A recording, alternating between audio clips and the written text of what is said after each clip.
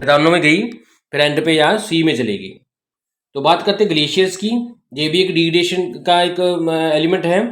It is believed that million of years ago, कि millions year पहले क्या था, climate condition of the earth surface was much cooler than the what is now. तो सोच कहा गया है, बिलीव किया गया है कि मिलियंस ईयर पहले क्या था, जो अर्थ का सरफेस था वो बहुत ठंडा था आज के मुकाबले। तो earth surface was covered by ice, later temperature began to rise gradually. तो देखिए सबसे पहले क्या माना जाता है कि अर्थ का सरफेस था, कूल था आज के मुकाबले। तो अर्थ पे क्या थी, सरफेस पे ज़्यादातर आइस होती थी, बर्फ जमी रहती थी। लेकिन जैसे ही टेम्परेचर बढ़ना शुरू हो गया, वो आइस क्या है, ग्रेजुअली पिघलती रही। तो राइज इन टेम्परेचर से क्या हुआ, मेल्टिंग हो गया इसकी, आइस मेल्ट होगी।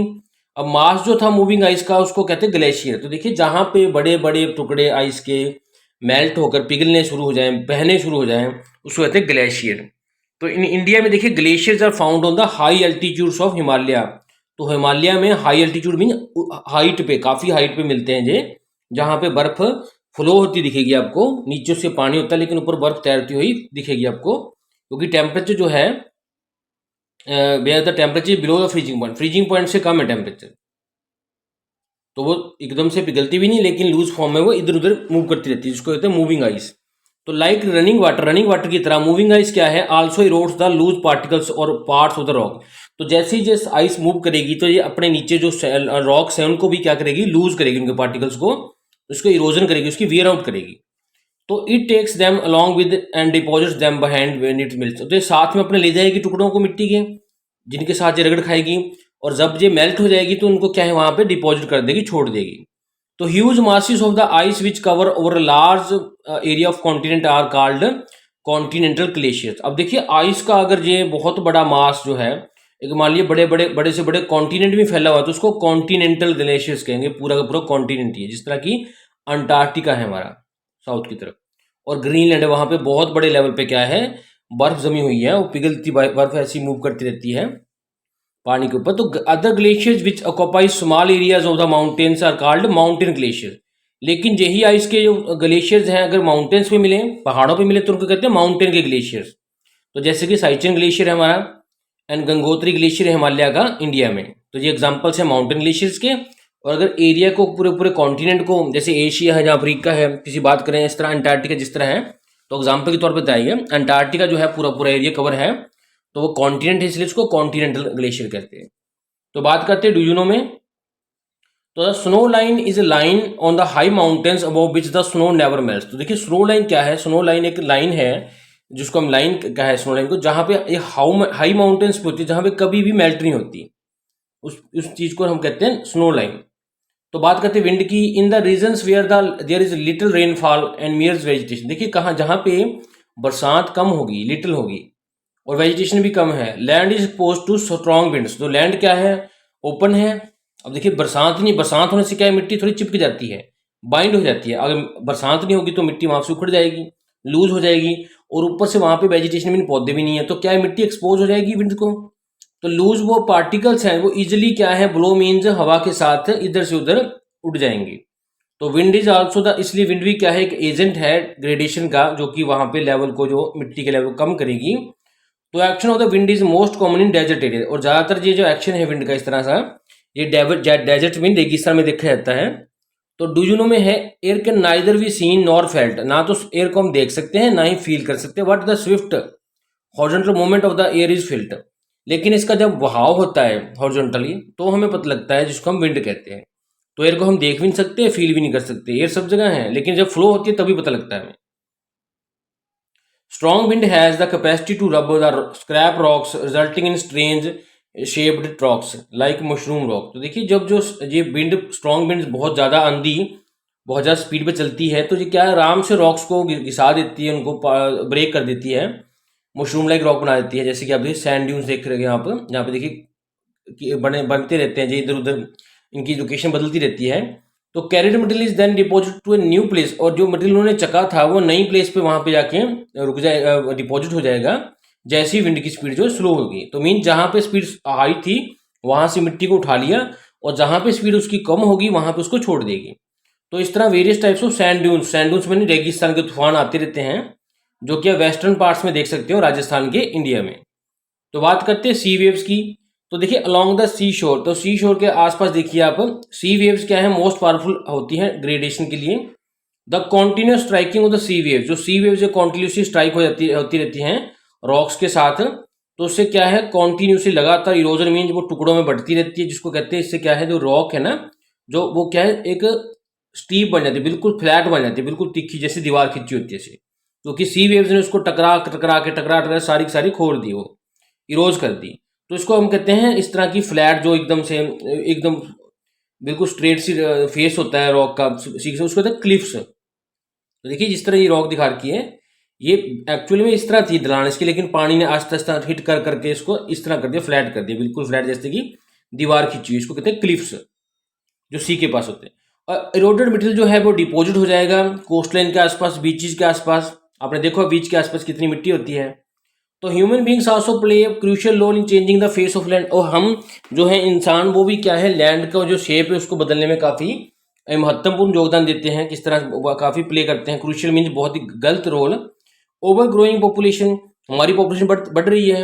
इंडस्ट्रियलाइजेशन मीन्स हमारी फैक्ट्रियाँ बढ़ रही हैं, जिससे हम क्या है डिस्टर्ब कर रहे हैं नेचुरल एनवायरनमेंट को, लार्ज एक्सटेंड मीन बड़े पैमाने पे हम एनवायरनमेंट को अफेक्ट कर रहे हैं।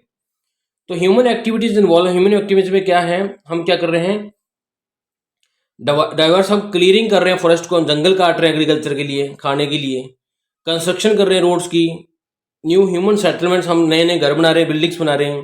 तो देर ये बिल्कुल कम एग्जाम्पल्स की बात करी है, जिसके कारण क्या है हमारी लैंड जो सरफेस है वो चेंज हो रहा है।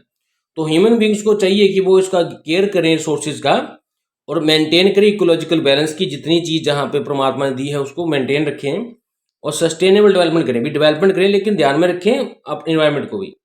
तो बात करते हैं सॉइल को। सॉइल क्या है, soil is a loose material found on the surface of earth, surface पे अर्थ के जो लूज मटेरियल इसको हम अपना सॉइल कहते हैं।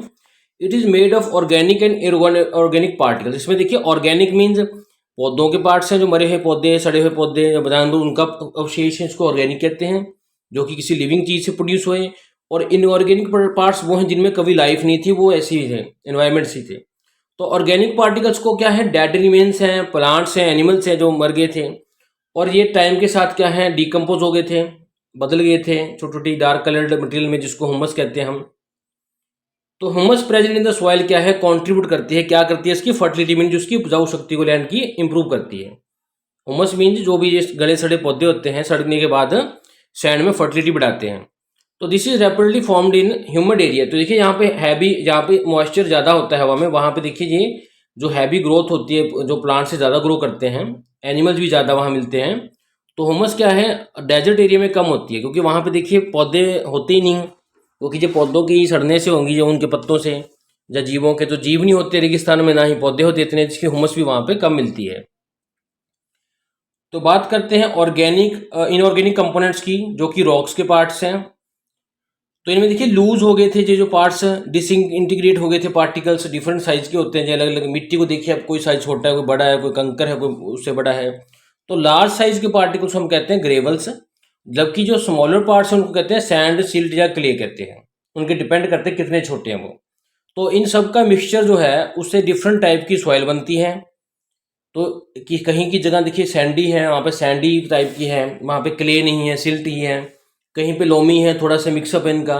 कहीं पे क्ले ज़्यादा है तो क्ले सॉइल कहते हैं। तो इससे अकॉर्डिंग क्या है, हमारे जो भारत में, हमारी वर्ल्ड में पूरी पूरी सॉइल की डिफरेंट डिफरेंट टाइप्स है। तो बात करते हैं फॉर्मेशन ऑफ सॉइल की। It is a slow process, जो एक धीमी प्रोसेस है। It takes thousand of years to form a thin layer of soil, कि छोटी सी परत बनने में ही 1000 ईयर से हजारों साल लगते हैं। एज मैंशनड अर्लियर, जैसे आपको पहले बताया था, weathering process breaks the rocks into small particles. Weathering mean चाहे तो पानी से, चाहे हवा से, चाहे टेम्परेचर से, वो क्या होता है रॉक्स जो है छोटे छोटे पार्टिकल्स में डिवाइड होती रहती हैं। These are then carried away water से, विंड से, जो आगे चली जाएंगी कहीं, और जहाँ उनकी स्पीड कम होगी वहाँ पर वो डिपॉजिट हो जाएंगे नई प्लेस पे। तो इस तरह की जो ट्रांसपोर्टेशन सॉइल की है उसको कहते हैं सॉइल। सॉइल की अब क्या है, इस तरह क्या होगा, ट्रांसपोर्टेशन होगी। जब से सॉइल फॉर्म होती है वेदरिंग प्रोसेस से, पेरेंट रॉक से, तो रिमेन जो है प्रेजेंट थे वो सेम साइट पे। अगर मान लीजिए जहाँ जहाँ पे चट्टान टूटी और वहीं पे उसका सामान रहेगा तो उसको कहते हैं रेजिडुअल सॉइल, सॉइल के वो हिस्से जो वहीं से बने थे। तो सॉइल फॉर्मिंग जो प्रोसेस है forming process continues over long life span of time, जिस लंबे समय से चलती आ रही है। It starts developing in layers, ये लेयर्स में होती है, जैसे दिखा रखा है पिक्चर में। ये सॉलिड रॉक है, इसके ऊपर बेदरिंग रॉक आ गई, इसके ऊपर सब सॉइल आ गई, इसके ऊपर टॉप सॉइल आ गई, इसके ऊपर पौधे आ गए। तो इस तरह से जो लेयर्स में होती है, इन लेयर्स को कहते हैं हॉरिजन्स, इनको सबको हॉरिजन्स कहते हैं। From bottom to top lowest horizon is called, सबसे निचली जो परत है उसको कहते हैं हम सॉलिड रॉक या बेड रॉक। उसके बाद क्या आता है वेदर्ड रॉक, जो जिसके ऊपर वेदरिंग हुई थी, जो पानी से, मिट्टी से, हवा से जो ब्रेकडाउन हुई, उस रॉक की बात आती है। तो उसके बाद कहते हैं सब सॉइल आती है, फिर टॉप सॉइल आती है। टॉप सॉइल में क्या आता है, हुमस होती है, क्योंकि जो जितने भी पेड़ पौधे पत्ते गिरेंगे ऊपर भी सॉइल में होंगे, जो कि सड़के फिर बाद में काले रंग का पदार्थ बनेंगे, जिसको हम हुमस कहते हैं। तो टॉप सॉइल क्या है, हमेशा बात करते हैं distribution of major soil types की। मोस्टली जो सॉइल्स है किस टाइप्स की डिस्ट्रीब्यूट हुई हैं।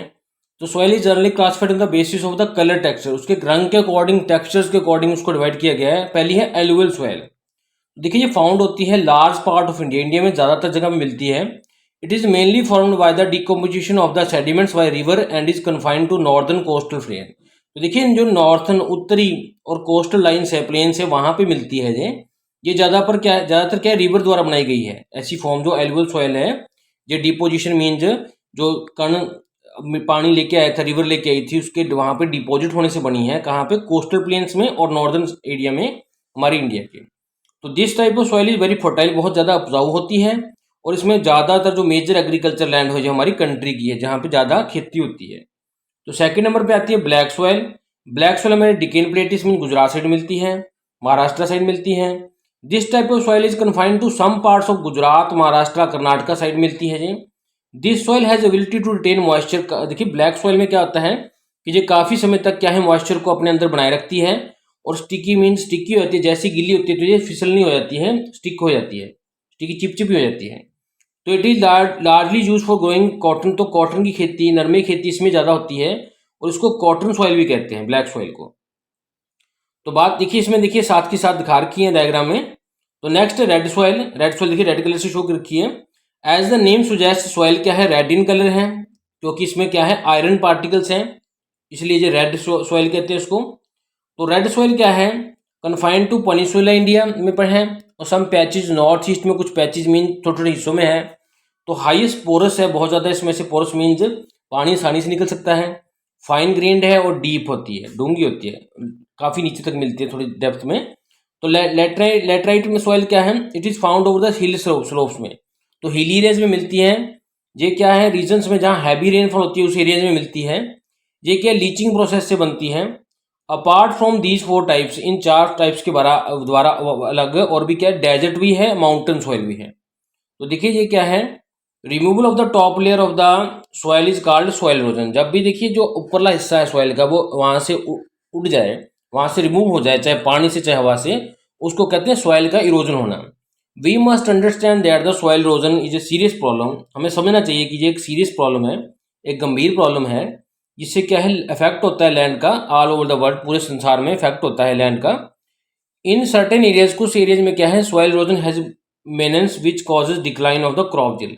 तो कई एरियाज में क्या है, सॉइल के इस तरह ही उड़ने से, टॉप लेयर के, चाहे पानी से चाहे हवा से, क्या है, जो फसलों की जो अपने यील्ड थी, पैदावार थी, वो कम हो रही है। This is happening due to wrong human practice, क्योंकि हमारी गलतियों के कारण, हमारी गलत प्रैक्टिस के कारण। जैसे हमने कटिंग ऑफ ट्री, हमने ट्री काट दिए, तो उससे क्या है, हवा ज़्यादा फ्लो हो गई, अब हवा की स्पीड बढ़ गई, बरसात आएगी, उसकी स्पीड भी, फ्लड भी ज़्यादा जल्दी से आएंगे। ओवर ग्रेजिंग ऑफ एनिमल्स को ज़्यादा ग्रेज करते करते क्या है, जो पौधे वहाँ से खत्म ही हो गए, घास फूस था वो खत्म ही हो गया, क्योंकि घास फूस भी क्या था, मिट्टी को बाइंड कर रखा था। तो बिसाइड्स मैनी अदर, और भी ऐसे कई रीजंस हैं। तो सॉइल इरोजन जो है needs to be checked through appropriate measures. तो इसको हमने इसको ध्यान रखना है, इसको कंट्रोल करना है, सॉइल को कंजर्व करना है। कैसे, प्लांटेशन ऑफ ट्री लगाने से उनकी जो रूट्स हैं उसको बाइंड करके रखेंगे। सिलेक्टिव एग्रीकल्चर मीन बदल बदल के फसलें करेंगे, क्रॉप रोटेशन से, मल्टीपल क्रॉपिंग मेथड से, कई तरह की फसलें बीजेंगे, एक बार 2 बार ऐसे करके, एक ही जगह पे 10 तरह की फसल बीजो। Development and management of pasture land, इसमें खाद डालेंगे अच्छी, जो देसी खाद होती है। वी नीड मास अवेयरनेस, हमें कई लेवल पे बहुत ज़्यादा तादाद में लोगों को इस बारे में अवेयर करना पड़ेगा, इस बात के बारे में। Adoption of these practices at local level, तो लोकल लेवल मीन्स हमें अपने लेवल पे भी, हर लेवल पे भी इसको इम्प्लीमेंट करना पड़ेगा। और उम्मीद करते हैं आपको वीडियो अच्छी लगी होगी। Thanks for watching this video.